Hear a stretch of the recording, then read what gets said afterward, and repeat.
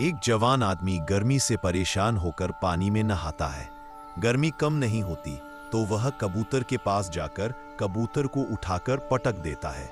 फिर कबूतर डर के मारे एक बर्फ का पेड़ लगाता है और खूब पानी डालता है।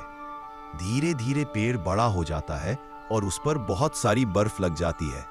कबूतर सारी बर्फ भरकर ले आता है और जवान आदमी के पुल में डाल देता है। अब जवान आदमी मस्त ठंडे पानी में नहाता है। तभी कबूतर रोने लगता है क्योंकि कोई उसे लाइक और सब्सक्राइब नहीं करता।